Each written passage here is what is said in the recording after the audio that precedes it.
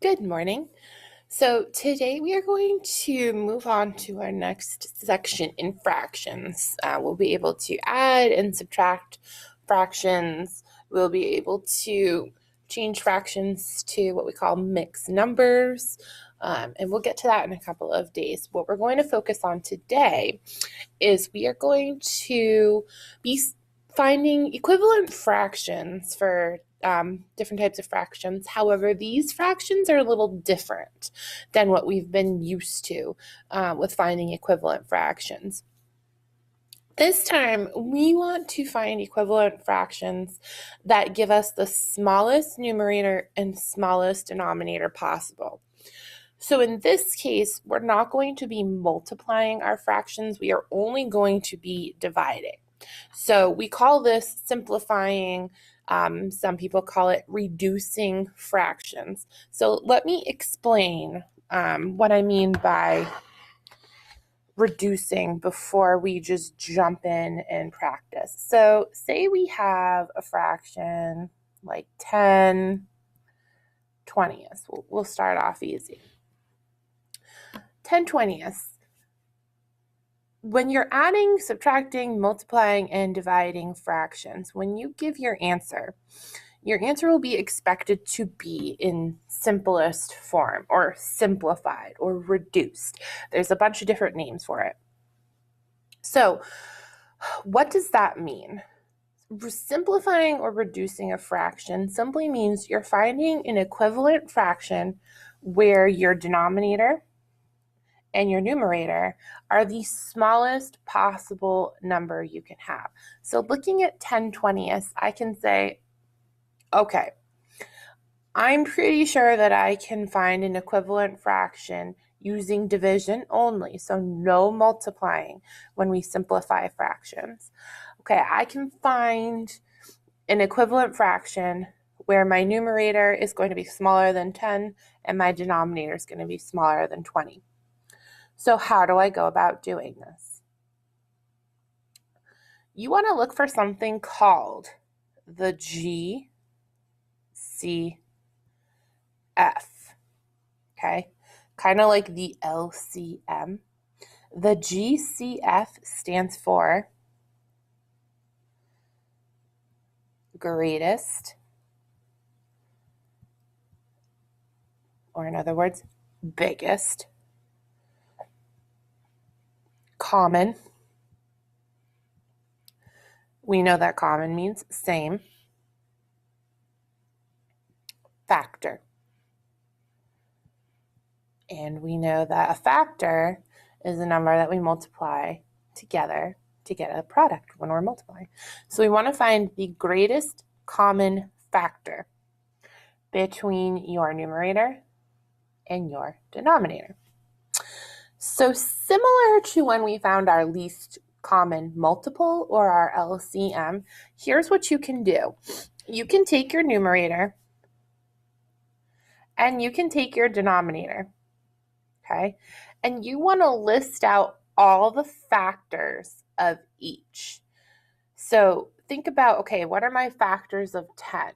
Well, I have 1, 2, 5, and I have 10. My factors of 20. Okay, I just did this yesterday on my show What You Know. I have 1, 2, 4, 5, 10, and 20. Okay, now that I've listed out all of the factors for both my numerator and my denominator, I want to circle any factors that they have in common. Especially, I want to look for the one that's the biggest, the greatest common factor, or my GCF. So in this case, 10's my biggest here and here. So my GCF for this particular problem is 10.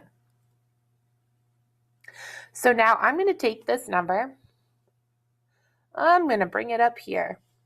And this is the number that I'm going to divide by to find my equivalent fraction for 10/20ths.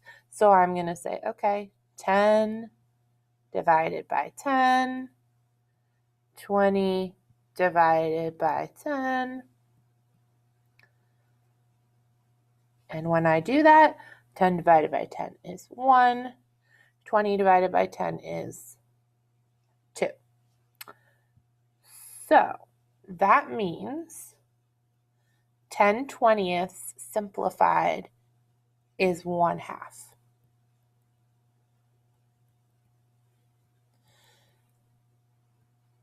Now you might be wondering, okay, why do we need to do this? Why is this so important? In the world of math, when you're adding, subtracting, multiplying, or dividing fractions, you are not done until your answer is in simplest form. So before we get into adding and subtracting and multiplying and dividing, it's really important that we know how to find fractions in simplest form and how to reduce them, okay? Because it's going to be one of those things that we want to be able to do without being reminded, I guess, as we get ready to add and subtract fractions. So from here on out, anytime you work with fractions, you want to make sure that you're simplifying or you're reducing your fraction. So let's try another one. Let's try, no. Okay. So say we have, let's do,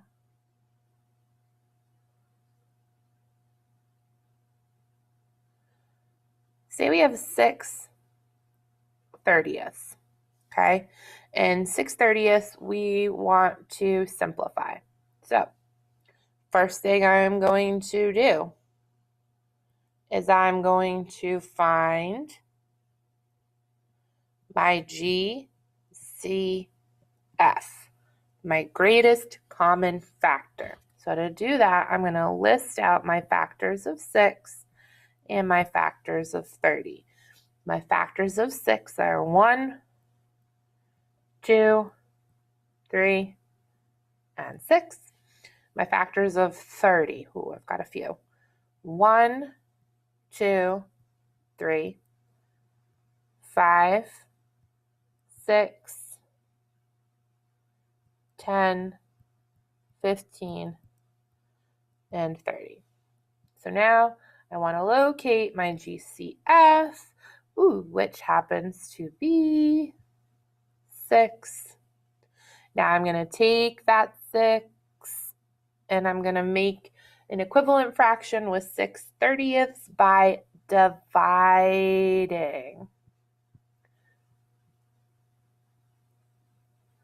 Okay, so step 2, divide. Really, really important that when you're simplifying fractions, you divide by my GCF. 6 divided by 6, 30 divided by 6, 6 divided by 6 is 1, 30 divided by 6 is 5. So 6/30ths simplified is 1/5. Okay, so here's what you're going to do next. Let's try some of these on our own. So in the back of the room, step 1, you're going to pick up a fraction paper. Okay, it looks something like this. It's divided into 4 parts. It has a fraction here. It has some rainbows here. It has a dividing section here. So what you are going to do, step 2, In the second box, so this box right here, you're going to list your factors for your numerator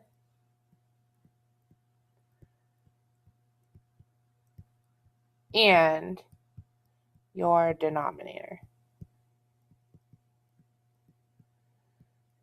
And for this box, it looks like this. It's got two sets of rainbows. So your numerator is going to go there, and your factors for your denominator are going to go there. It's just a nice visual to help you organize your work as we try this out for the first time. Step 3, simplify. So you're going to simplify your fraction. Don't forget, simplifying is just like finding equivalent fractions, but we only divide. No multiplying, only divide. Okay? So, step 1, pick up your fraction paper. Step 2, list your factors for your numerator and denominator. So you're looking for your GCF, or your greatest common factor. Step 3, simplify. Okay? Once you've done this, what you can work on is you picked up a packet today that's got a squid on the front, simplifying fractions. There are a bunch of practice problems in that packet that you can try out. It starts with modeling. If you want to try using models, you can. If you think you're ready to move on from that, you can skip the modeling questions if you would like. They're there to kind of ease you into simplifying if you need that extra little bit of help. Try out some problems in there. There's a bunch in there that you can practice. Okay, there's scrap paper on the back table, so you're more than welcome to use scrap paper as well to help list out your GCFs. Okay, have fun.